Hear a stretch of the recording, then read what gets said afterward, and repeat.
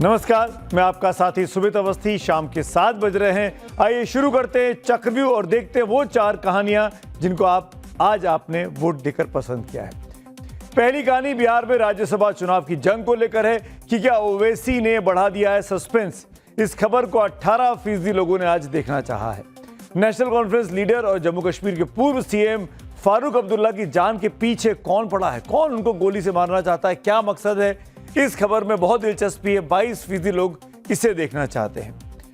और खाड़ी में जारी महायुद्ध की आग कब बुझेगी, अब परेशान हो गए हैं लोग बाग। इस खबर को 28% लोगों ने देखना चाहा है। 7:28 पर डिटेल में खाड़ी युद्ध का अपडेट आपको दिखाएंगे। लेकिन जो खबर सबसे ज्यादा वोट पाकर नंबर 1 बनी है वो है कि एक और एलपीजी सिलेंडर पर देश में लाइनें लगी हुई हैं, तो वहीं इसमें एप्स्टीन वाला एंगल भी अब सामने आ गया है। इस खबर को आपने सबसे ज्यादा 32% वोट दिए, देखना चाहा है, और यही चक्रव्यूह में आज की हमारी कवर स्टोरी भी है।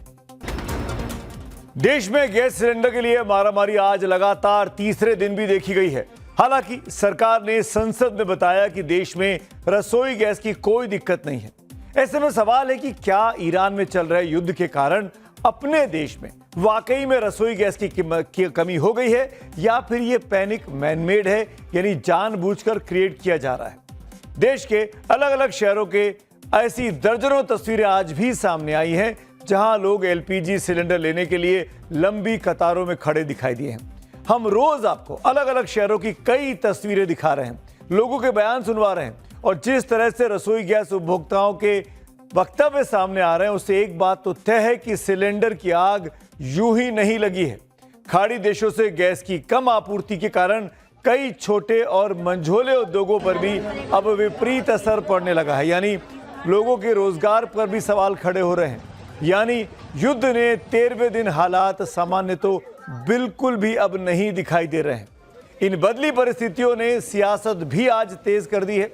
ग्राउंड रिपोर्ट से लेकर सिलेंडर पर सियासत की हर खबर आज हम आपको दिखाएंगे। लेकिन सबसे पहले सुनिए, देश की संसद में सबसे बड़ी पंचायत में इस आपात स्थिति पर जो कि बन रही है, केंद्रीय पेट्रोलियम मंत्री हरदीप सिंह पुरी ने सरकार की तरफ से क्या कहा। पिछले 5 दिनों में रिफाइनरी के निर्देशों के तहत एलपीजी उत्पादन में 28% की बढ़ोतरी हुई है और असल में आगे की खरीद चल रही है। मोदी सरकार की सबसे बड़ी प्राथमिकता यही है कि भारत के 33 करोड़ परिवारों, खासकर गरीबों और जरूरतमंदों के रसोई में किसी भी तरह की कमी न हो। घरेलू सप्लाई पूरी तरह से सुरक्षित है और डिलीवरी साइकिल में कोई बदलाव नहीं हुआ है। तो सुना आपने संसद में पेट्रोलियम मंत्री हरदीप सिंह पुरी क्या कह रहे हैं। हरदीप पुरी कह रहे हैं कि एलपीजी के उत्पादन में 28% की बढ़ोतरी कर दी गई है। अगर उत्पादन बढ़ा है तो फिर देश भर में सिलेंडर के लिए लाइनें क्यों दिखाई दे रही है। और ये किसी एक शहर की कहानी नहीं है, हर उस शहर की कहानी है जहां पर बीजेपी की अपनी सरकारें भी हैं, वहां पर भी ऐसा हो रहा है। ये तस्वीरें अभी आप जो देख रहे हैं चंडीगढ़ के राम दरबार इलाके की है, और भी तस्वीर मैं आपको दिखाऊंगा। फिलहाल चंडीगढ़ की बात कर रहा हूं, जहां सिलेंडर के लिए लोग घंटों में खड़े नजर आए। महिलाएं और बुजुर्ग तेज धूप में सिलेंडर मिलने का इंतजार कर रहे हैं। लोगों ने कहा पहले घर पर सिलेंडर डिलीवर हो जाता था, लेकिन अब ऐसा नहीं हो रहा है। एजेंसी में आने के बाद भी सिलेंडर नहीं मिल पा रहा है। एजेंसी के लोग मनमानी कर रहे हैं। हमारी पहली तारीख की हो रखी है, महीना बीत गया, 17 तारीख हो गई है, तब भी नहीं मिला, तब भी नहीं आया, घर पहुंचे तक। वैसे ही लाइन में खड़े हुए हैं तो पर कोई वो ही नहीं हो रहा है। 3 घंटे 4 घंटे से लाइन में लगे हुए हैं। क्या आपने संपर्क किया, क्या बताया गया? सर कह रहे सर्वे डाउन है, पेपर कट हो ही नहीं रहा। पहले भी ऐसा होता था या अभी ये कुछ दिनों से ही हो रहा है? अभी कुछ दिनों से ही है, पहले नहीं हो रहा था। हम लोगों को ऐसे ही लाइन में खड़े करके रखा हुआ है, और कोई कुछ जाके आगे पूछो तो वो कहते हैं हमने लाइन चलाई हुई है। अगर सुबह से 8 बजे से हम लोग खड़े हैं, हमारे से पहले 6 बजे के खड़े थे। अगर लाइन प्रॉपर ढंग से चली होती ना तो अब तक तो लाइन सभी को सिलेंडर मिल भी जाता। चंडीगढ़ जैसा हाल कमोबेश कई शहरों का है। दिल्ली से लेकर मुंबई तक और नोएडा से लेकर लखनऊ तक सिलेंडर की लाइनें कम होती नहीं दिखाई दे रही। अलग अलग शहरों से आई ये तस्वीरें गवाही दे रही हैं कि एक सिलेंडर के लिए लोगों को कितना संघर्ष करना पड़ रहा है। चंडीगढ़, पुणे, देहरादून और गोरखपुर समेत कई शहरों से आज दिन भर ऐसी ही तस्वीरें आई हैं। लेकिन अब बात पेट की भी नहीं, जेब की भी होने लगी है। मिडिल ईस्ट में संकट का असर उद्योग धंधों पर अपने देश में पड़ने लगा है। यूपी के सहारनपुर में वुड क्राफ्ट व्यापार करने वाले एक्सपोर्टर्स रात को सो नहीं पा रहे हैं, नए ऑर्डर आ नहीं रहे हैं और पुराने वो डिलीवर नहीं कर पा रहे हैं। बिल्कुल टेंशन बनी हुई है, जो क्योंकि हमारा जो रास्ता है समुद्री रास्ता वो मिडल ईस्ट से होके जाता है, उससे हमारे जो उतने भी कंटेनर्स है उसका फ्रेट करीब 3 से 4 गुना बढ़ गया है। कुछ अंदाजा नहीं कह सकते, क्योंकि यदि यही हालात रहे तो आपका 60-70% इस इंडस्ट्री को घाटा पड़ने वाला है। ये आपने यूपी का सहारनपुर देखा, अब यूपी का ही फिरोजाबाद का एक तस्वीर देखिए। कांच उद्योग यहाँ का बड़ा फेमस है, गैस की कमी की मार झेल रहा है। फिरोजाबाद चूड़ियों को लेकर प्रसिद्ध है, यहाँ के कई लोगों को आमदनी इसी उद्योग से सीधे तौर पर जुड़ी हुई है। लेकिन गैस की सप्लाई नहीं होने से कई फैक्ट्रियां बंद हो चुकी हैं, उत्पादन करीब 50% तक गिर गया है। फैक्ट्री एसोसिएशन की माने तो अब तक 20% फैक्ट्री बंद हो चुकी है और 10% पर ताले की तलवार लटक रही है। देखिए, देश पे युद्ध की खाड़ी युद्ध की वजह से बहुत बड़ा गंभीर संकट आया हुआ है, क्योंकि जो खाड़ी देश से गैस आ रही थी उस गैस पर पूरी तरह से रोक लग गई है। इसकी वजह से गैस मंत्रालय गैस हमें सप्लाई नहीं कर पा रही है, क्योंकि जो आरएनजी गैस हमें कतर वाली मिलती थी उस पर पूरी तरह से रोक लग गई है। अब हमें जो गैस मिल रही है वो 80% गवर्नमेंट कह रही है 80% गैस मिलेगी। सहारनपुर और फिरोजाबाद जैसा हाल गुजरात के मोरबी शहर का भी है। मोरबी विश्व का दूसरा सबसे बड़ा और भारत का सबसे बड़ा सिरेमिक टाइल्स निर्माण का हब है। इस सिरेमिक उद्योग गैस की कमी के कारण कैसे जूझ रहा है ये आगे मैं आपको दिखाता हूं, लेकिन पहले बाबा महाकाल की नगरी उज्जैन से आई ये तस्वीरें देख लीजिए। यहां गैस सिलेंडर के लिए लंबी लंबी लाइनें लगी हैं, एक सिलेंडर के लिए घंटों इंतजार करना पड़ रहा है। वो भी मिल जाए तो गनीमत है। ऑनलाइन बुकिंग का सर्वर डाउन होने से लोगों को बेहद परेशानी का सामना करना पड़ रहा है। केवाईसी हो रही है, व्यक्ति को कॉल कर रहे हैं कर ले बोलियो का एक संदीप भाई साहब को मार देता हूं। कृपया कुछ समय पश्चात प्रयास करें। अगर काम चल रहा है वो संदीप से और दे देंगे। Please try later. तो मध्य एशिया में जारी जंग से गैस और तेल संकट ने दुनिया की इकोनॉमी पर बेहद गंभीर असर डाला है। गैस की कमी से अब मोरबी सिरेमिक इंडस्ट्री बंद होने की कगार पर अपने देश में आ गई है। सिरेमिक एसोसिएशन के प्रेसिडेंट मनोज भाई ने बताया कि अब तक 100 यूनिट बंद हो चुकी हैं और आने वाले दिनों में प्रोपेन गैस इस्तेमाल करने वाली सभी यूनिट बंद करनी पड़ेंगी। युद्ध का जो माहौल चल रहा है, युद्ध के माहौल चलते हुए अभी पिछले 2 दिन के अंदर गैस न मिलने की वजह से अंदाजन 100 यूनिट जो है वो अभी बंद हो चुके हैं और आने वाले दिनों में अगर गैस की कोई प्रॉपर गाइडलाइन नहीं आएगी और गैस की सप्लाई प्रॉपर नहीं होगी तो आने वाले 1 हफ्ता के अंदर दूसरे 400 यूनिट के आसपास जो प्रोपेन यूजर है वो सारे बंद हो जाएंगे। इस बीच आज सरकार ने ऊर्जा आपूर्ति की निगरानी के लिए एक विशेष कमेटी का गठन कर दिया है। इस उच्च स्तरीय समिति की अध्यक्षता गृह मंत्री अमित शाह करेंगे। इसके साथ अमित शाह के साथ इस कमेटी में विदेश मंत्री एस जयशंकर और पेट्रोलियम मंत्री हरदीप सिंह पुरी भी शामिल किए गए हैं। विदेश मंत्रालय जहां कूटनीतिक स्तर पर हालात की समीक्षा करेगा, वहीं पेट्रोलियम मंत्रालय वैश्विक तेल और गैस आपूर्ति पर पड़ने वाले असर का विश्लेषण करेगा। खास तौर पर एलपीजी की संभावित कमी और आपूर्ति बाधित होने की स्थिति से निपटने का प्लान तैयार किया जाएगा। हालांकि सरकार देश में पेट्रोल, डीजल और गैस की कमी की खबरों का लगातार खंडन कर रही है। पेट्रोलियम मंत्रालय ने कहा है कि देश की ऊर्जा आपूर्ति पूरी तरह से सुरक्षित है। हम लोगों से अपील करते हैं कि वे अफवाहों पर ध्यान ना दें और पैनिक बुकिंग से बचें, क्योंकि देश की ऊर्जा आपूर्ति पूरी तरह सुरक्षित है। हरदीप पुरी ने पड़ोसी देशों का एग्जाम्पल देके कहा कि वहां तो स्कूल बंद करने पड़ गए, वहां वर्क फ्रॉम होम किया जा रहा है। भारत में भी ऐसी स्थिति नहीं है, चीजें कंट्रोल में दिखाई दे रही हैं। सिलेंडर्स हैं, बुकिंग हो रही है और लोगों को सिलेंडर मिल रहे हैं, लेकिन इसमें एक इम्पॉर्टेंट बात यह है कि पैनिक में आकर हम ये देख रहे हैं कि पिछले कुछ दिनों में कई गुना बुकिंग बढ़ गई है।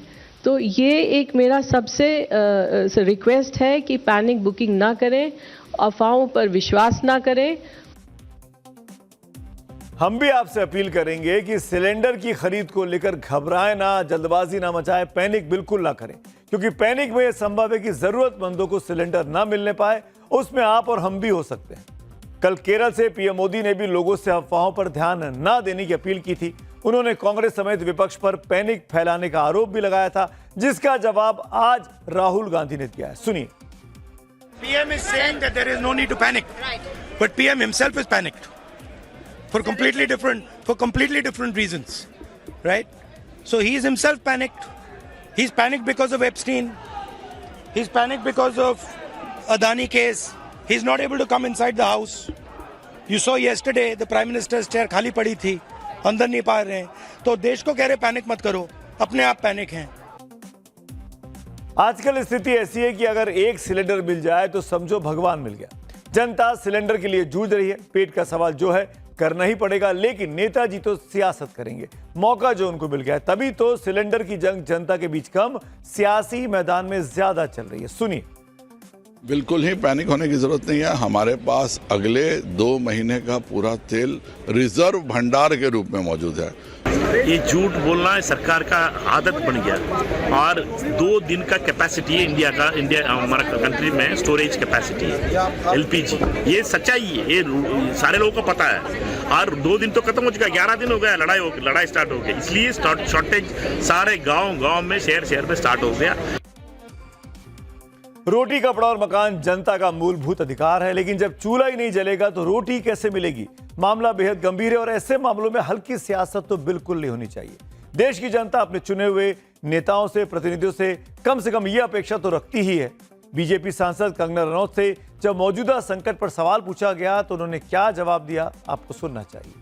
हमारे ऊपर कभी भी कोई आपदा आती है तो भारत जो है वो शाइन करके, और प्रधानमंत्री जी का जो नेतृत्व है सारा विश्व अभी देख रहा है कि हमारी कितने स्ट्रांगली, जब सब जगह जो है महंगाई बढ़ रही है, सब चीजों का जो है वो किल्लत हो रही है। हमारे देश में जो है हर दिन के दिन प्रोजेक्ट्स लॉन्च हो रहे हैं, हम इलेक्शंस की तैयारी कर रहे हैं, एलपीजी के लिए भी पूरा आश्वासन दिया गया है। तो ये सब एक भटकाने की और पैनिक क्रिएट करने की कोशिश है। और मैं लोगों को यही कहूंगी कि प्रधानमंत्री श्री नरेंद्र मोदी जी में पूरा विश्वास रखें, और जिस कोविड के वक्त भी उन्होंने जैसे पूरे विश्व का नेतृत्व किया था, अभी भी वैसा ही होगा।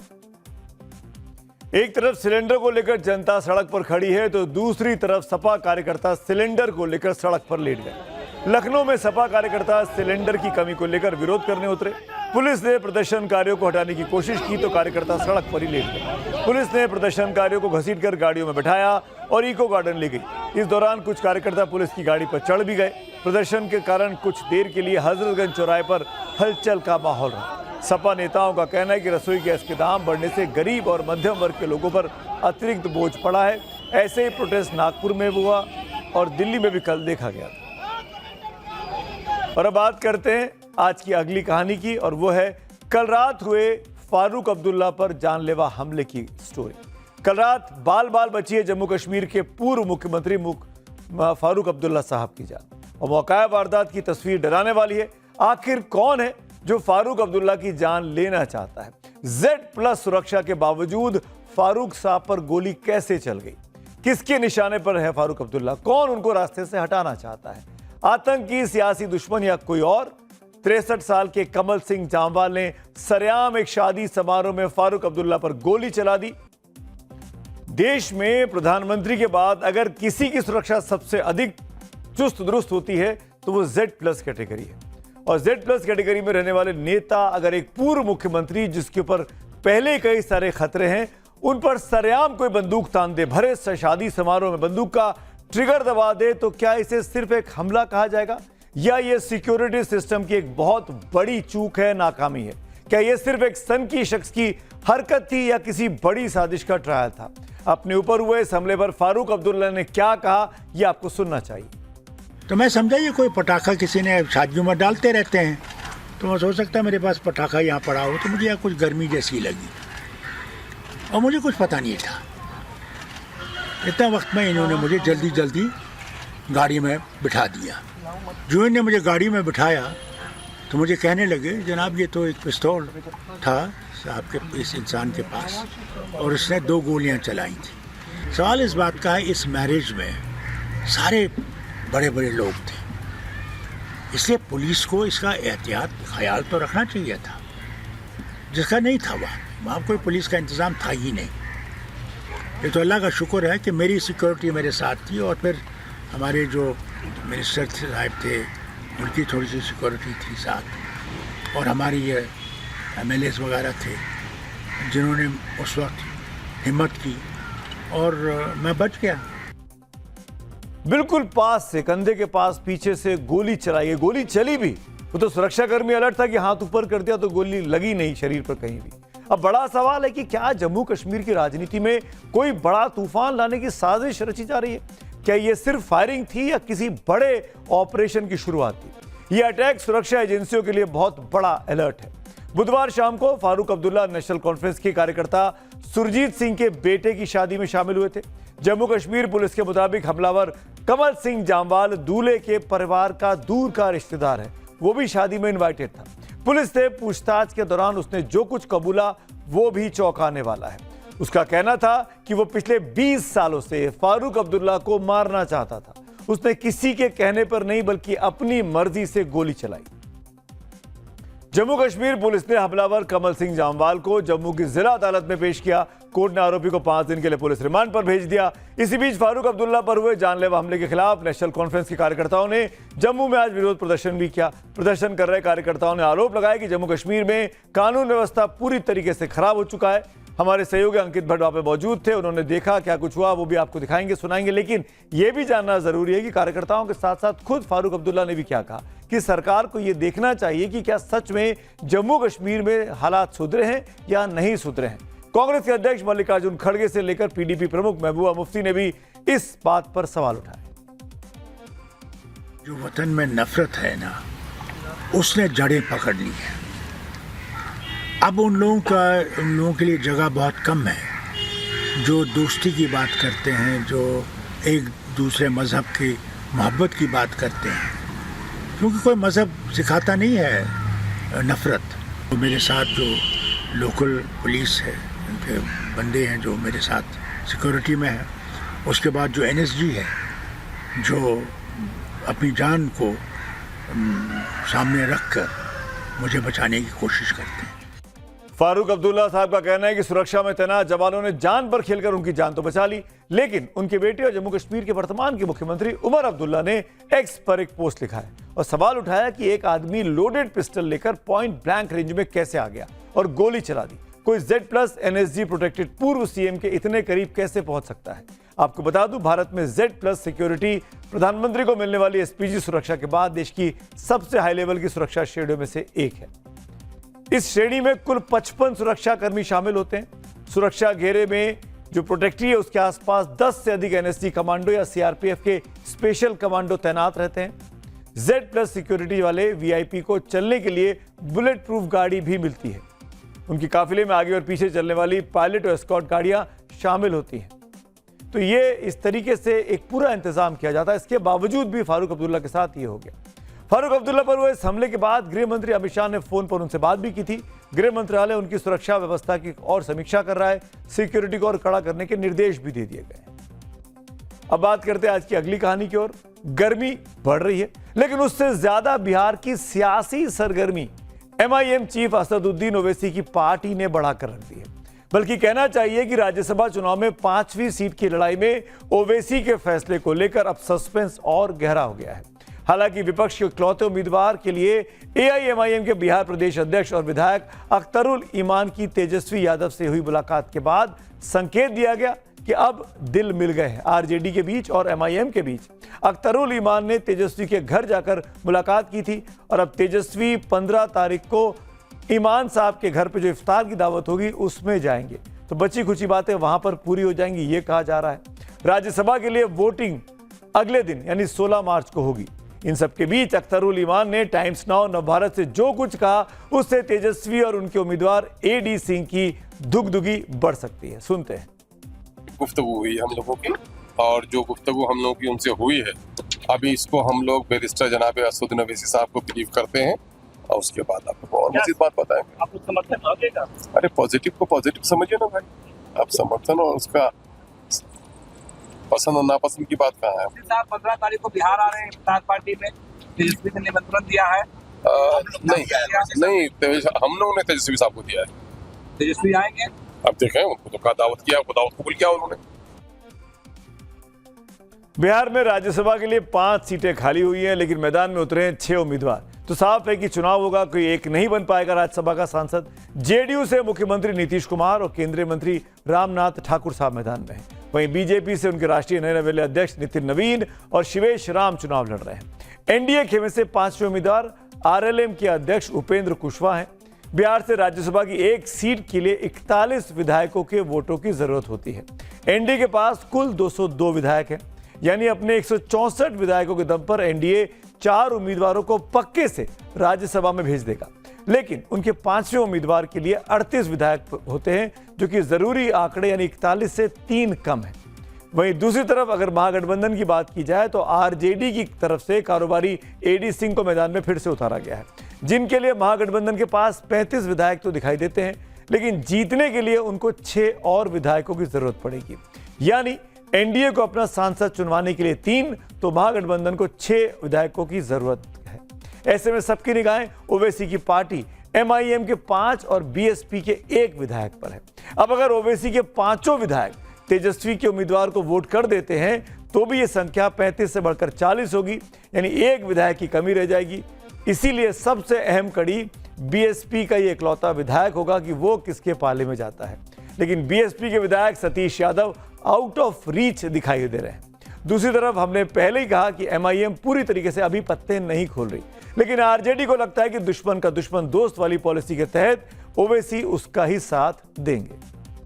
हम तो वही नहीं चाहते, हम तो चाहते हैं कि हम लोग के साथ रहें, क्योंकि उनके पार्टी का सिद्धांत क्या है, जहाँ पे भाजपा समर्थक दल होता है उनका वो साथ नहीं देते हैं, ठीक है, तो फिर हमारा ही न साथ देंगे। तो बिहार में 5वें उम्मीदवार के लिए खेल उलझा हुआ है। एआईएमआईएम ने पहले तो तेजस्वी से अपने लिए राज्यसभा की एक सीट मांगी थी, जिसके लिए तेजस्वी तैयार नहीं थे, लेकिन पटना से जैसी खबरें आई उसके मुताबिक विधान परिषद चुनाव में ओवैसी को पार्टी को आरजेडी सपोर्ट कर सकती है। फिर भी ओवैसी से सबको उम्मीदें हैं। अब सब ओवैसी के मुंह से सुनना चाहते हैं कि 16 तारीख को उनकी पार्टी बिहार विधानसभा में क्या करने वाली है। एआईएम जो है से सपोर्ट मुझे नहीं लगता है कि करेंगे।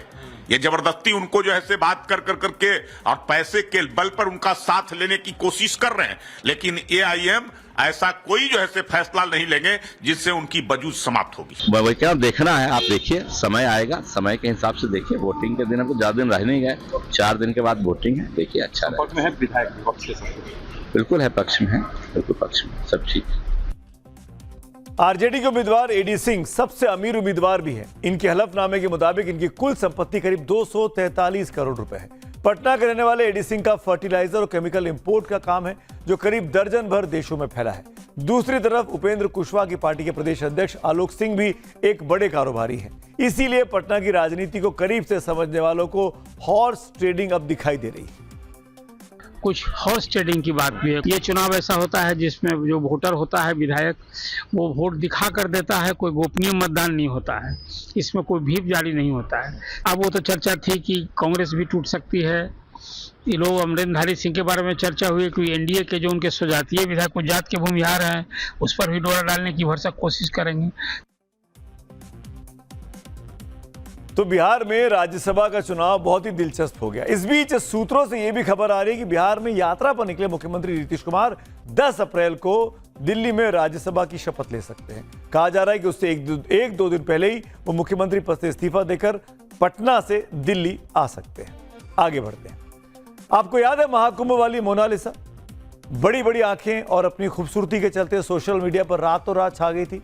मोनालिसा एक बार फिर से सुर्खियों में है। इस बार वो अपनी शादी को लेकर चर्चा में।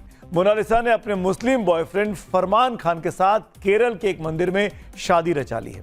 ये शादी इतनी आसान भी नहीं थी। बताया जा रहा है कि अलग धर्म होने के चलते मोनालिसा के परिवार वाले इस शादी के खिलाफ थे। मोनालिसा मध्य प्रदेश के इंदौर की रहने वाली है, वहीं फरमान महाराष्ट्र के रहने वाले हैं। मोनालिसा और फरमान खान 1.5 साल से रिलेशनशिप में है, ये बताया जा रहा है। जब परिवार ने शादी और उनके प्यार का विरोध किया तो मोनालिसा और फरमान ने केरल में शरण ले ली और मोनालिसा के 18 साल के होने पर दोनों ने अपनी मर्जी से शादी रचा ली। मोनालिसा के परिवार का भी कहना है कि वो 18 साल की हो गई हैं। यही वजह है कि केरल पुलिस भी उनकी कोई मदद अब नहीं कर पा रही, यानी परिवार की। दूसरी तरफ फरमान खान के परिवार का कहना है कि उनसे बिना पूछे फरमान ने मोनालिसा से शादी की है, जिसकी वजह से पूरा परिवार उनसे नाराज है। वहीं मोनालिसा का दावा है कि उसने शादी अपनी मर्जी से बिना किसी दबाव में की है, यानी 2 प्रेमी आपस में शादी कर रहे हैं और दुनिया उस पर बेचैन हो उठी है।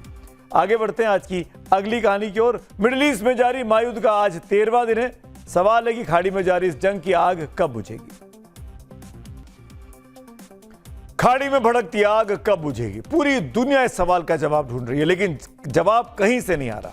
ट्रंप कह रहे हैं कि जंग में अमेरिका की जीत हो चुकी है, जबकि ईरान के हमले लगातार ट्रंप के दावों की हवा निकाल रहे हैं। इन सब के बीच इस वक्त एक बड़ी खबर आ रही है, ब्रेकिंग न्यूज इस वक्त की है, और यह बड़ी खबर है कि ईरान के नए सुप्रीम लीडर का पहला बयान, औपचारिक बयान सामने आया है, और यह मुस्तफा खामेनेई के बयान है। और वो ये बयान में कहते हैं कि बदला लेने से पीछे नहीं हटेंगे। मुस्तफा खामेनेई का पहला औपचारिक बयान, बदला लेने से पीछे नहीं हटेंगे, हम किसी की शहादत को यूं नहीं भूलेंगे, खून का बदला लेने से भी पीछे नहीं हटेंगे। यानी ईरान बदला लेने की बात कर रहा है। बच्चों के खून का बदला जरूर लेंगे। बच्चियों के स्कूल पर बम गिराया था, टॉमहॉक मिसाइल गिराई थी, जिसमें 170 के लोगों की मौत हो गई थी।